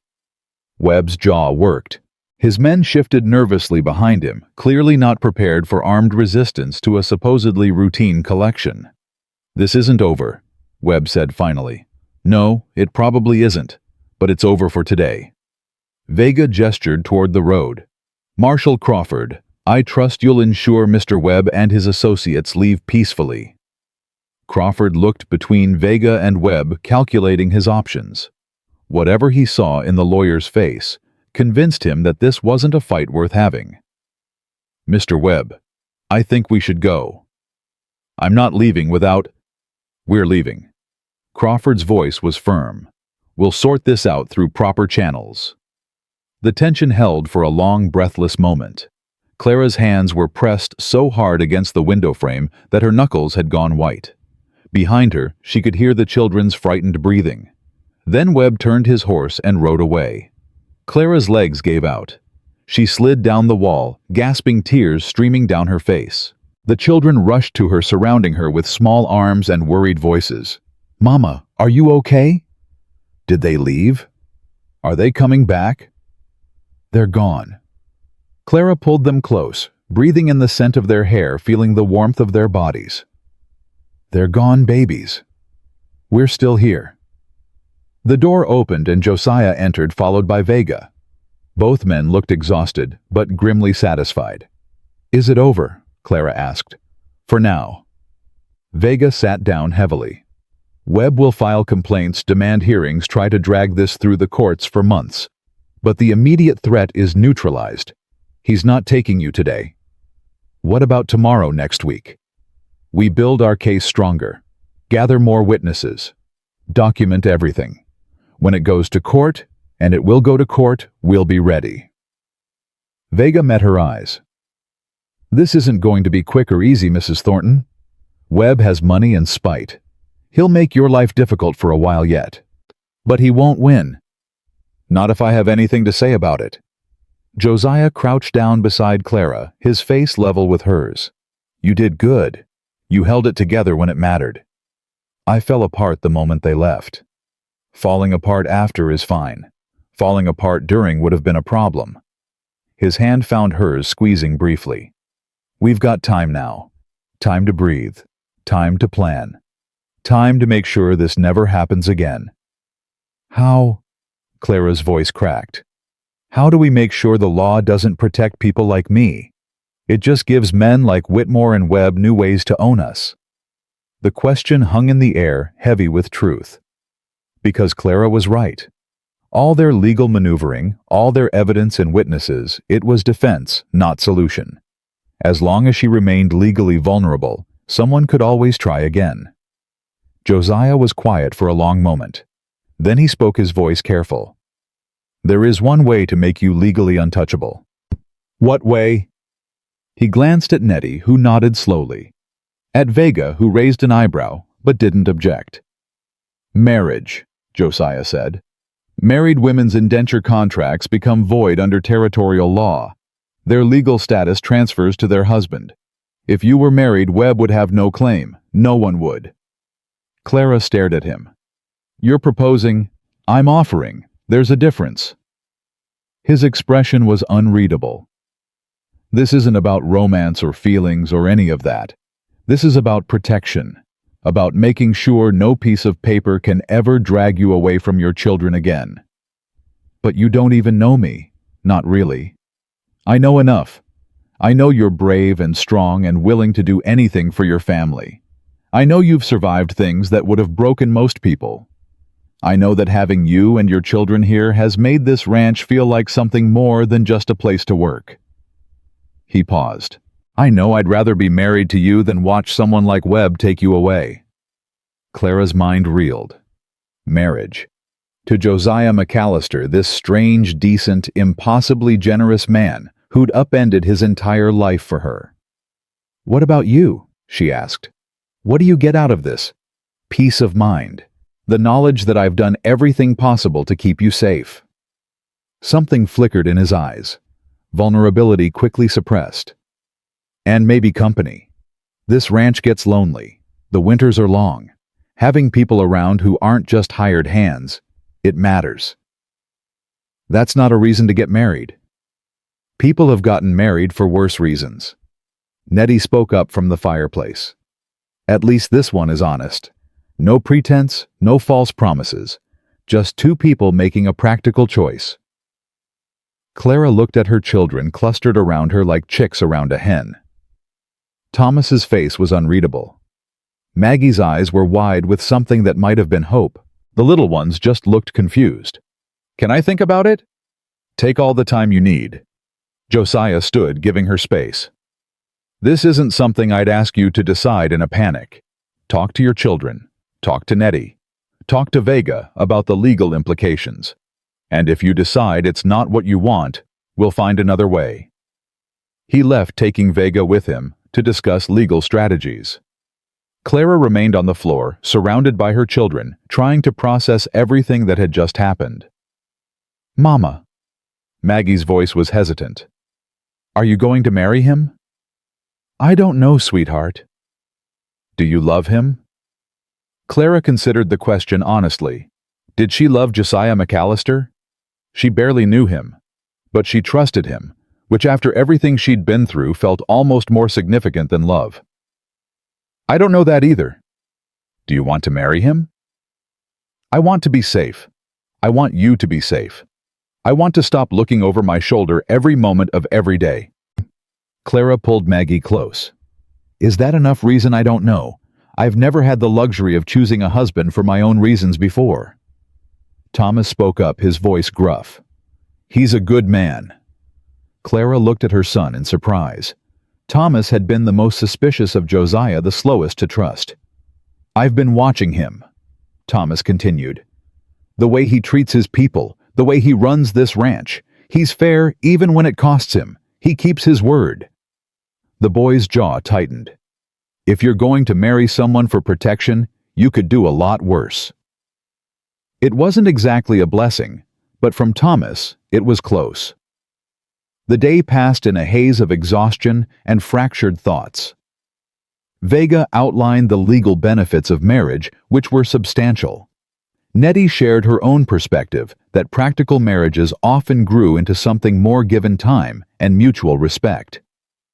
That evening, Clara found Josiah on the porch, watching the sun set over the mountains. She sat down beside him without speaking, letting the silence stretch. "I've been thinking," she said finally, "about your offer, marriage." She pulled her coat tighter against the cold. "I have conditions." Josiah turned to look at her, his expression open. Tell me. First, the children. All 7 of them are part of this arrangement. You're not just taking me, you're taking them. They come first always. If there's ever a conflict between my needs and theirs, they win. Agreed. Second, this is a partnership, not ownership. I know what the law says about wives and property. I don't care. Inside this house, we're equals. My opinions matter. My decisions matter. I'm not trading one cage for another. I wouldn't expect you to. Third, she hesitated, her cheeks flushing despite the cold. I'm not ready for certain aspects of marriage. I don't know if I'll ever be ready. If you're expecting, I'm not expecting anything. Josiah's voice was gentle. Clara, I'm not doing this for that. I'm doing this because it's the right thing to do. Whatever happens between us, however this arrangement develops, it happens on your timeline, at your pace when and if you're ever comfortable. Clara felt tears pricking at her eyes. She'd been prepared to negotiate, to fight, to defend her boundaries. She hadn't been prepared for him to agree without hesitation. Why are you like this? She whispered. Like what? Good. Decent. Every time I expect you to show me who you really are, you just show me more of the same. Josiah was quiet for a moment. I told you about Martha and Lily. About losing them. Yes. What I didn't tell you is that I spent years afterward being angry. Angry at God, at the world, at everyone who still had their families while mine was buried in the ground. I wasn't a good man during those years. I drank too much, pushed people away, let the rage eat me hollow. He stared at the horizon. It was Nettie showing up that finally broke through. Seeing her hurt, knowing she needed help, it reminded me that I still had the power to do something, that I could still choose to be the kind of person my wife would have been proud of. So you're being good to honor her memory. I'm being good because it's who I want to be. Martha showed me what that looked like. Losing her reminded me why it mattered. He turned to face Clara directly. I'm not a saint. I've got temper and pride and a dozen other flaws that'll probably drive you crazy. But I'm trying. Every day I'm trying to be better than I was the day before. Clara looked at this man, this stubborn, complicated, fundamentally decent man, and made her decision. Yes, she said. Josiah blinked. Yes. Yes, I'll marry you. With my conditions. All of them. Every single one. Something shifted in his expression. Not joy exactly, this wasn't a joyful situation, but something close. Relief maybe. Or hope. When? He asked. Soon. Before Webb has time to regroup. Before anyone else can try to claim me. Clara stood her decision, made her course set. Tomorrow, if we can arrange it. Reverend Miller in town owes me a favor. Then tomorrow it is. They stood there in the fading light, 2 people who'd been broken by life, and were trying to build something new from the pieces. Not romance, not love, but something that might in time grow into both. I should tell the children, Clara said. Want me to come with you? No, this needs to come from me. She paused at the door. Josiah, thank you. For everything. For seeing me at that trading post, for bringing me here, for offering me this choice. I know I'll probably never be able to repay everything you've done. You don't have to repay anything. You just have to keep being who you are. He smiled slightly. That's enough. That's more than enough. Clara went inside to tell her children that they were getting a new father. Tomorrow, she would become Clara McAllister. Tomorrow, the law would finally be on her side. But tonight, she let herself feel something she'd forgotten was possible. Hope. Real, genuine, unguarded hope. And for the first time since Samuel died, she let herself believe that maybe, just maybe, things were going to be okay. The wedding took place at noon the next day in the main room of the ranch house, with Reverend Miller reading vows and 7 children watching with expressions ranging from hopeful to terrified.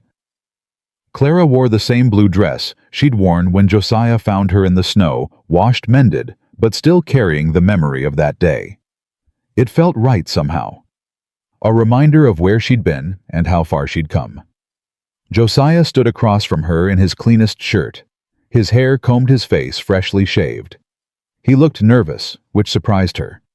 This man who'd faced down Whitmore and Webb and marshals with court orders was nervous about saying vows to a woman he was marrying for practical reasons.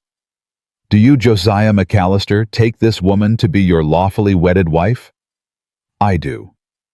"And do you, Clara Thornton, take this man to be your lawfully wedded husband?" Clara looked at her children. Thomas stood with his arm around Maggie, both of them trying to be strong for the younger ones. William held Benny's hand. Sarah had Ruth on her hip and Hannah in her arms. 7 faces watching, waiting, hoping. "I do." "Then by the power vested in me by the territory of Wyoming, I pronounce you husband and wife." No kiss. They hadn't discussed it, but neither moved toward the other. This wasn't that kind of marriage. Not yet. Maybe not ever. But when Josiah took her hand and squeezed it gently, Clara felt something loosen in her chest. Safety.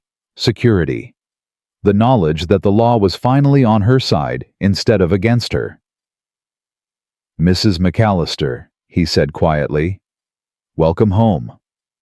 The days that followed were strange and wonderful and terrifying all at once. Clara had a new name, a new status, a new legal identity that no one could challenge.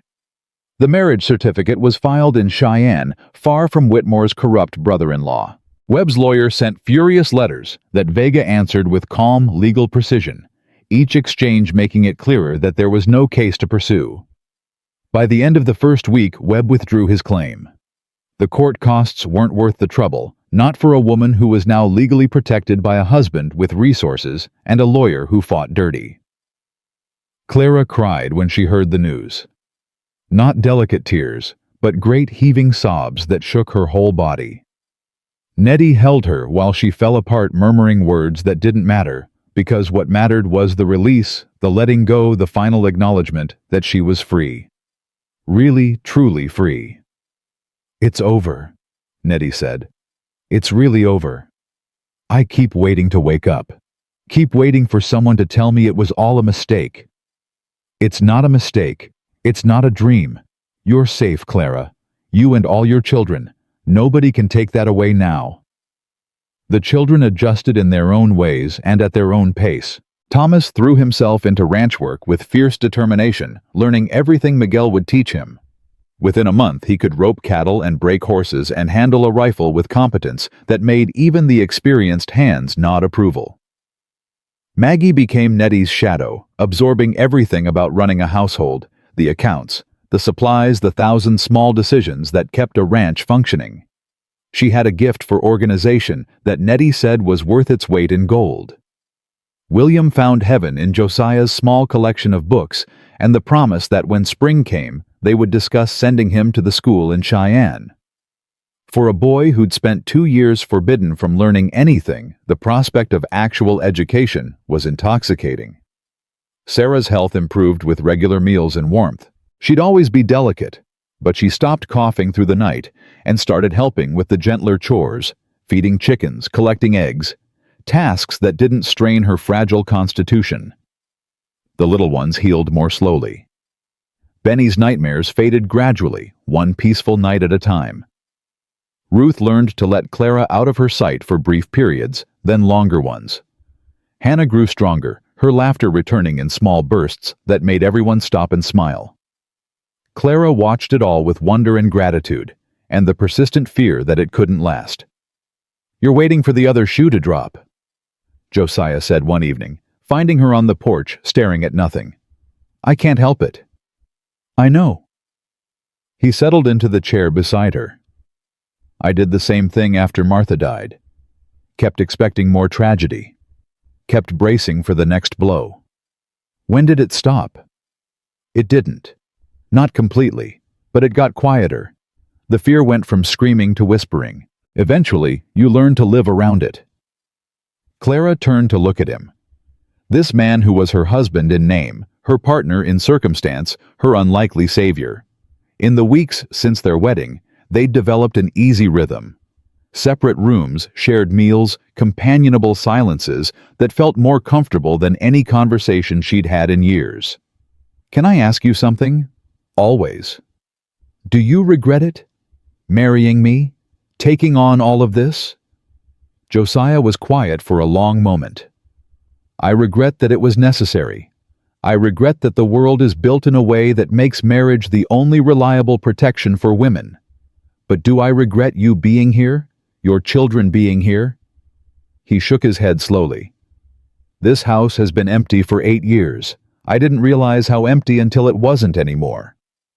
"That's not exactly a declaration of affection." "Would you want one?" The question caught her off guard. Would she? She'd told herself this marriage was practical temporary in spirit, if not in law. A legal fiction to provide protection. But somewhere in the past weeks, lines had blurred. She found herself looking forward to evening conversations, missing his presence when he was out with the cattle, noticing the way his eyes crinkled when he laughed at something Benny said. "I don't know," she admitted. "I don't know what I want. I've spent so long not being allowed to want anything that I've forgotten how." "Then we figure it out together. No rush. No pressure." Josiah stood touching her shoulder briefly as he passed. "Whatever this becomes, Clara, it becomes it, because we both choose it. Not because the law says so, or because there's no other option. Because we want it." He went inside, leaving her alone with thoughts that had grown more complicated than she'd expected. Spring came gradually, then all at once. Snow melted into mud, then dried into workable earth. The ranch burst into activity. Calving season fence repairs, preparation for the cattle drive north. Clara found herself swept up in the chaos, learning tasks she'd never imagined doing, discovering capabilities she hadn't known she possessed. "You're good at this," Miguel told her one afternoon, watching her help with a difficult birth. "Got steady hands. Don't panic when things go wrong." "I've had practice with things going wrong. Different kind of wrong, but the steadiness transfers." He handed her a cloth to wipe the blood from her arms. "Boss made a good choice bringing you here." "He didn't bring me here. He bought me from a man who was killing me slowly." "Same result. Better outcome." Miguel's eyes held understanding beyond his words. "I came to this country with nothing. Family in Mexico, no money, no papers, nothing but willingness to work. Josiah gave me a chance when nobody else would. That's what he does. Gives chances to people who need them. And if they waste those chances, then they leave. But you're not wasting anything. Neither are your children." He nodded toward the corral, where Thomas was working a young horse with growing confidence. "That boy's got a future here if he wants it. Good wage, honest work skills that'll serve him anywhere. That's not nothing." It wasn't nothing. It was everything. The cattle drive departed in late April, 2 weeks pushing 300 head north to the railroad in Colorado. Josiah went along with Miguel and most of the hands. Clara stayed behind with Nettie and the children, managing the ranch in their absence. It was the first time since arriving that she'd been truly alone with her responsibilities. No Josiah to defer to, no male authority to hide behind. Just her and Nettie and a ranch that needed running. She discovered she was good at it. Making decisions, solving problems, keeping everything functioning. The hands who'd stayed behind Jake and Danny took her directions without complaint. The children stepped up, each contributing according to their abilities. When Josiah returned 2 weeks later, trail-worn and exhausted but smiling with success, he found a ranch that had run smoothly in his absence and a wife who met him in the yard with a confidence she hadn't possessed when he'd left. "Everything all right?" he asked. "Everything's fine. The south fence needed emergency repairs after that storm. Jake handled it. Hannah had a fever for 2 days, but it broke on its own. Maggie's been keeping the books and she's better at it than I am." Josiah looked at her, really looked, and something shifted in his expression. "You did this. All of it." "I had help. You led. There's a difference." Clara felt heat rise to her cheeks. "I just did what needed doing. That's what leaders do." He dismounted, standing close enough that she could smell trail dust and horse sweat and the particular scent that was just him. "Clara, I need to tell you something." "What?" "These past 2 weeks out there with the herd, I thought about you. Not about the ranch or the cattle or the business. About you." His voice was rough. "I thought about coming home and seeing you. I thought about the way you laugh when Benny says something ridiculous.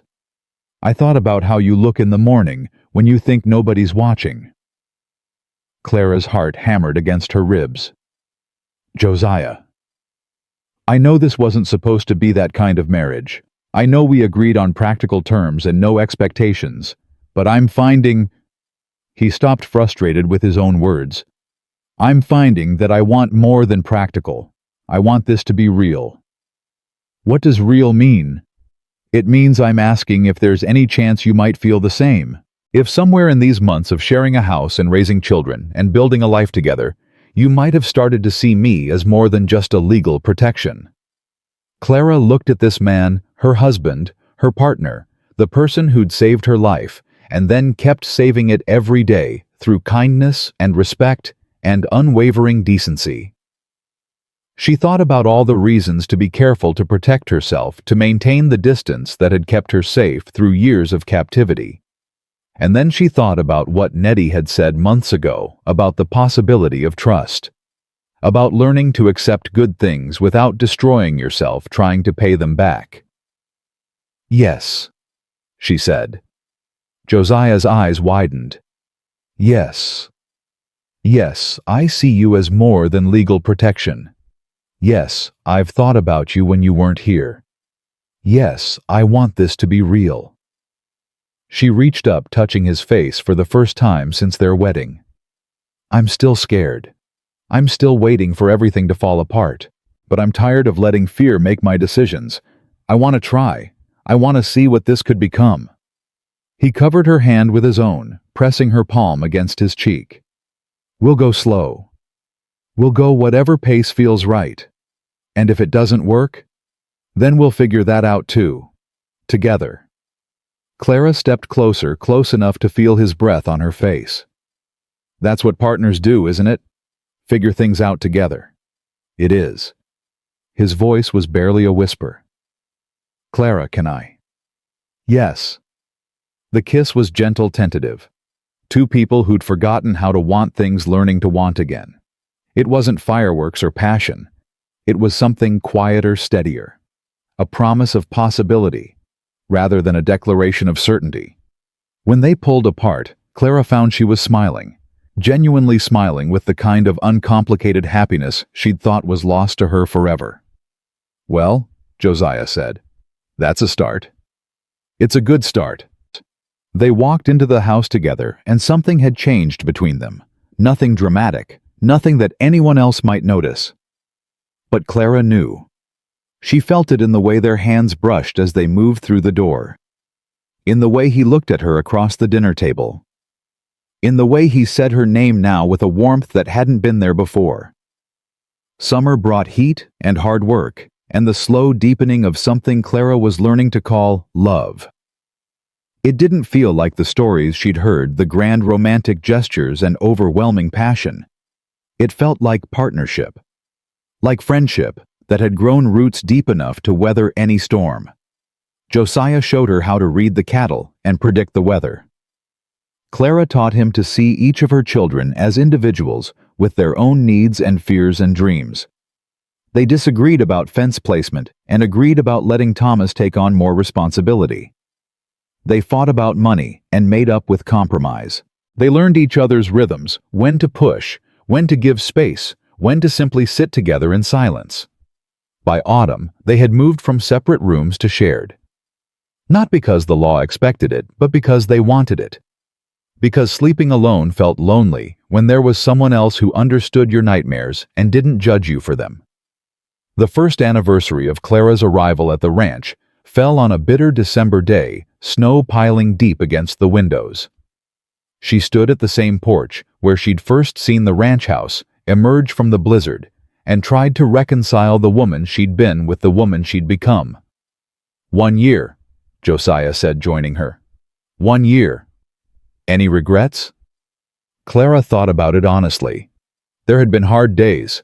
Days when the old fear rose up and convinced her that this was all temporary, that something would come along to snatch it away. Days when she'd pushed Josiah away because intimacy felt dangerous. Days when her children struggled and she didn't know how to help them. But there had also been Thomas, standing proudly as Miguel promoted him to assistant foreman. Maggie receiving her first real wages for managing the household accounts. William's acceptance letter to the school in Cheyenne. Sarah going an entire month without a serious illness. Benny sleeping through the night every night for 3 weeks straight. Ruth making friends with the neighboring rancher's daughter. Hannah taking her first steps without holding anyone's hand. And there had been Josiah. Always Josiah. Patient when she couldn't be touched. Understanding when she couldn't explain. Present when she needed him and absent when she needed space. No regrets, she said. Not one. Good. He put his arm around her, pulling her close against the cold. Because I've been thinking about the future. What about it? The ranch is doing well. Better than well. The drive made good money. The herd is growing. We've got enough hands to expand operations. He paused. I want to buy the Hendricks property to the east, double our acreage, build something that can support all these children and whatever comes after. What comes after? I don't know, but I want to be ready for it. He turned her to face him, his hands on her shoulders. Clara, you came here with nothing except 7 children and the clothes on your back. In 1 year, you've become essential to everything this ranch is. I couldn't run it without you. I wouldn't want to. That sounds like a business proposition. It's more than that. His expression was serious. It's a recognition that we're not just married anymore. We're family. Real family, not just legal convenience. And I want to build a future that reflects that. A future where your children inherit something worth having. Where their children and their children after that have a foundation to stand on. Clara felt tears threatening. Not sad tears, not scared tears, but the kind that came from being overwhelmed by good things. Josiah, I love you. He said it simply without drama or hesitation. I don't know when it happened. Maybe it was always there from the moment I saw you in that snow. But I love you, Clara McAllister. Not because you needed saving or because it was the right thing to do. Because you're strong and brave and kind. Because you make this house a home. Because I can't imagine my life without you in it anymore. The words hung in the cold air, visible in the steam of their breath. Clara had waited her whole life to hear someone say that and mean it. Had given up believing anyone ever would. I love you too, she whispered. I didn't know I could after everything. Didn't know there was enough left of me to love anyone. But you showed me that I'm more than what was done to me. More than what I survived. You gave me back myself. He kissed her then, deep and real and full of promise. Around them the snow fell silent, blanketing the world in white, covering the scars of the past, with the possibility of new beginnings. They walked inside together, where 7 children waited with varying degrees of patience to open the Christmas presents Nettie had been hiding in the barn. Where a fire crackled in the hearth and the smell of cooking filled the air. Where the life they'd built together surrounded them with warmth and noise and love. Clara McAllister had been bound in chains frozen in snow, told she was property to be bought and sold. She had watched her children starve and suffered cruelties she would never fully speak of. She had begged a stranger to take her babies and leave her behind to die. But the stranger hadn't left her. He'd seen something worth saving, worth fighting for, worth loving. And Clara had learned the hardest lesson of all, that accepting love wasn't weakness. That depending on others wasn't failure. That freedom wasn't just about broken chains, but about choosing who to give your heart to and trusting them to hold it gently. She chose Josiah McAllister. Every day, in every way she chose him, and he chose her back. That night after the presents were opened and the children were asleep, Clara stood one more time at the window watching the snow fall. Josiah came up behind her, wrapping his arms around her waist, his chin resting on her shoulder. "What are you thinking about?" he asked. "That day in the snow, when you found me. What about it?" "I thought I was going to die there. I'd accepted it, made peace with it even. And then you appeared, and everything changed." She turned in his arms to face him. "You didn't just save my life that day. You gave me a new one, a better one I never thought I'd have." "You saved yourself," he said. "I just opened a door." "Then thank you for opening it." She kissed him softly, this man who had taught her what it meant to be truly free. Not free from chains, that was just the beginning. Free to love, free to hope, free to build a future that belonged to her. Outside, the snow continued to fall, covering the Wyoming landscape in pristine white. But inside the ranch house, a family forged from desperation, strengthened through trial, bound by choice rather than blood, held each other close and faced the future together. Clara May Thornton had come to this place in chains. Clara May McAllister left them behind forever. And the woman who emerged from the wreckage of her old life was stronger, braver, and more loved than she had ever dreamed possible. That was the gift Josiah had given her. Not rescue, not safety, not even love, though he'd given her that too. He'd given her herself back. And Clara would spend the rest of her life being grateful. Not because she owed him, not because debt demanded it, but because gratitude, freely given for kindness, freely received, was what family meant. Real family, chosen family. The only kind that mattered. She was home. Finally, completely, irrevocably home. And nothing, not courts or contracts or cruel men with paper chains, would ever take that away from her again.